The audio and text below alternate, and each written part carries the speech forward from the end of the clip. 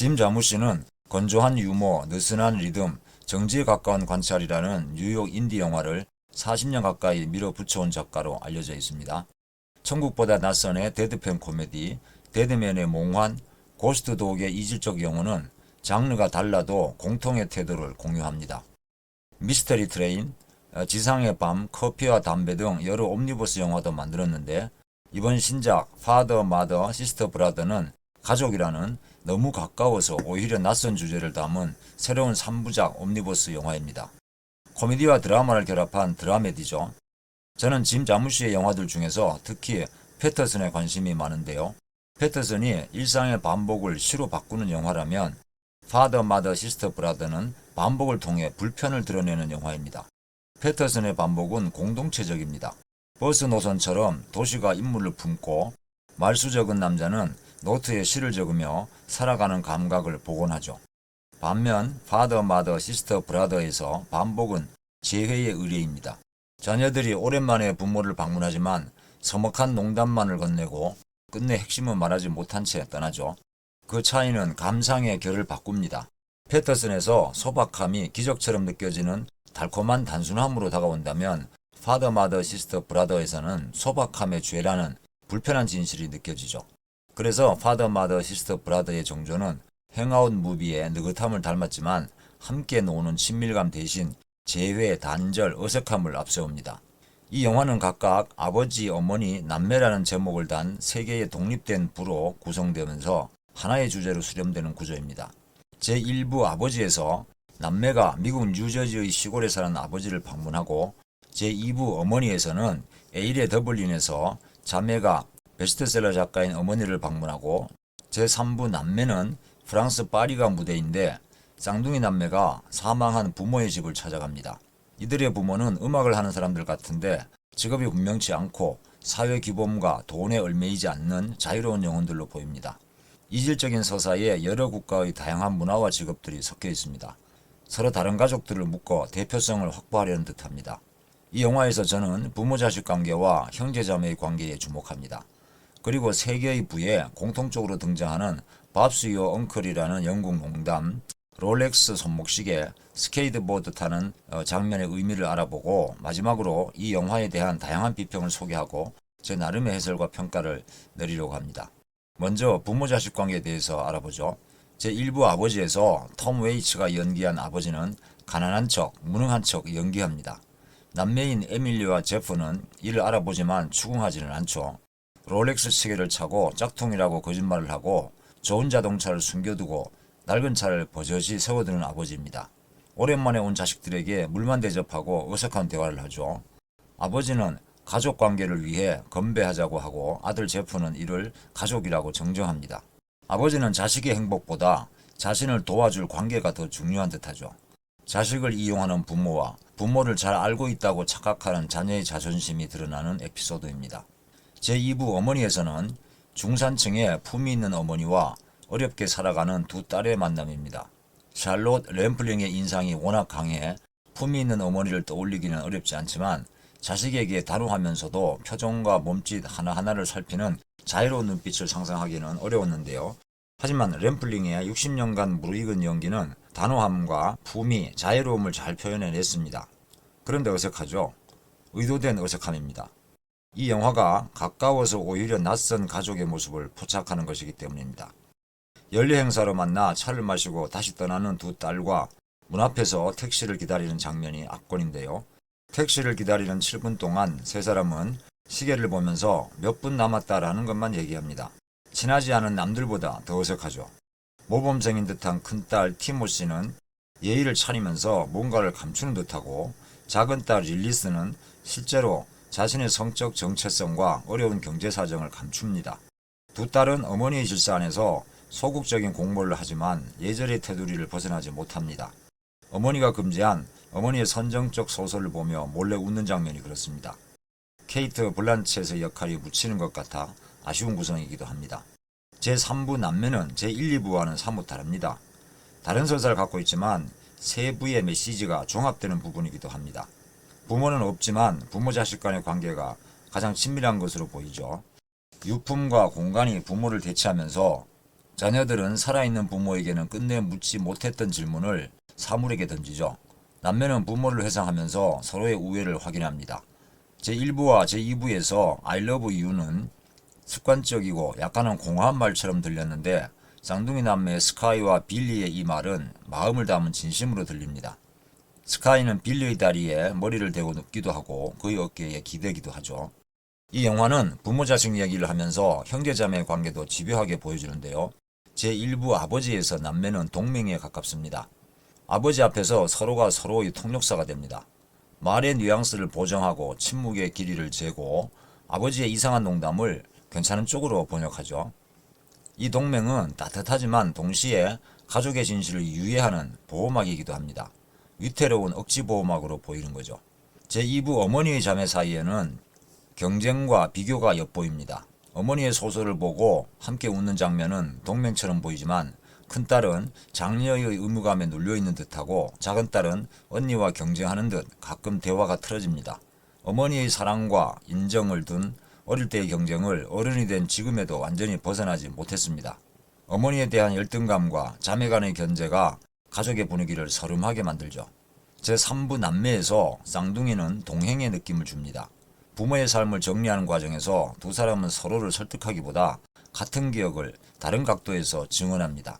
어느 쪽이 옳다기보다 둘이 함께 있어야만 부모의 빈칸이 형태를 갖추도록 구성되었습니다. 이 과정에 두 사람은 동행합니다.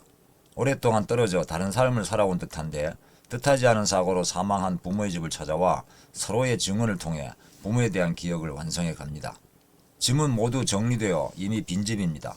정리가 끝나 남의 집이 되어버린 그 텅 빈 집에 남매는 굳이 와서 부모를 회상합니다. 진정한 추모의 모습이 아닐까요? 부모의 기억을 완성하면서 빌리와 스카이는 자신들의 우애도 재확인하는 셈입니다.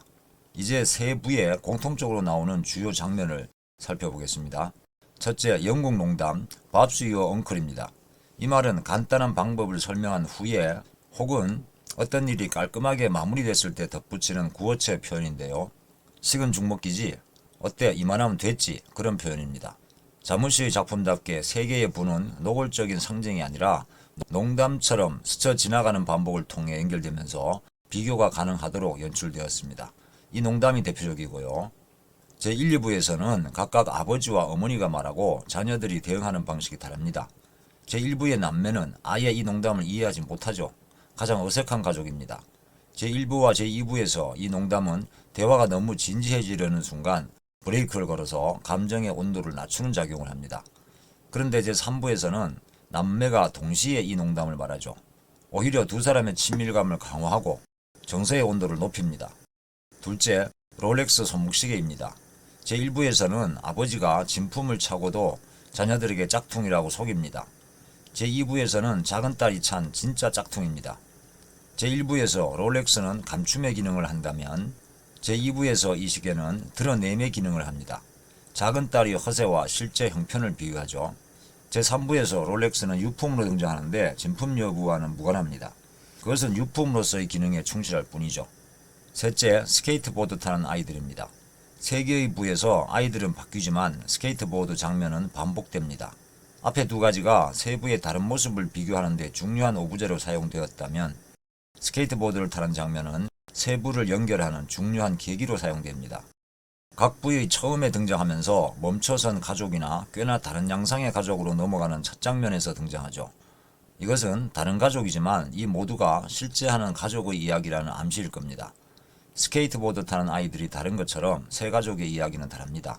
하지만 이 가족들이 위태위태하거나 실제 부모가 사망해 고아가 되는 경우라도 끈끈하게 유지되는 가족, 심지어는 가장 파괴되고 해체된 가족에서 우애로 지속해 나가는 가족 관계는 아이들이 위험해 보이면서도 미끄러지듯 움직여 나가는 스케이트보드 타는 것처럼 보입니다. 제1부에서 아버지가 건배사로 꺼낸 가족 관계라는 말이 이기적인 속내를 드러낸 것처럼 들렸지만 제3부에서 이 말은 오히려 유지해 나가야 할 소중한 뜻으로 떠오릅니다. 다양한 세 가족입니다. 그런데 아들만 있는 가족 얘기는 빠졌죠. 감독의 의도를 알 수는 없지만 아들만 있는 가족의 얘기를 넣는다면 아무래도 갈등의 강도가 더 커질 것 같습니다. 시끌벅적하고 갈등이 심한 설정은 짐 자무시의 스타일과 어울리지 않을 거고요. 이 영화의 조용하고 차분한 분위기 자체가 가능하지 않게 될 수 있습니다. 가족의 모임에 굳이 자녀 배우자나 손자 손녀를 등장시키지 않은 것도 같은 이유일 겁니다. 물론 제 편견일지도 모르고요. 파더 마더 시스터 브라더는 베니스 영화제 황금사자상을 수상했습니다. 경쟁작인 박찬욱 감독의 어쩔 수가 없다를 눌렀으니 우리나라에서는 씁쓸하게 느낄 수도 있습니다. 그래서 그렇진 않겠지만 우리나라에서는 비평에 인색합니다. 그 가운데에서도 김상무 평론가는 오마이스타에서 가랑비 대수롭지 않게 여기다 어느새 흠뻑 젖은 자신을 발견하는 영화적 쾌감으로 승부하는 이 영화는 겉만 긁지 않고 심층부에 도달하는 통찰과 풍자가 일품인 준수한 결과물이라고 높이 평가했습니다. 디 인디펜던트지에서 마틴 정도 가족에 대한 서정적 성찰이라고 하면서 이 영화는 침묵에서 아름다움을, 말해지지 않은 것에서 의미를 찾으며 자무씨는 평범한 것을 시로 바꾸며 식탁 너머로 공유되었지만 끝내 바로하지 않은 진실처럼 부드럽게 오래 남는 영화를 빚어낸다고 높고 깊게 평가합니다. 인디와 여지에서 라탄찌오는 웬만한 본격 액션 영화보다 액션이 더 많다. 다만 여기서의 액션은 대개 화면 밖에서 표면 아래에서 말해지지 않은 채로 일어난다고 하면서 거의 악의적으로 절제된 작품이라고 역설적으로 높게 평가하기도 하고요.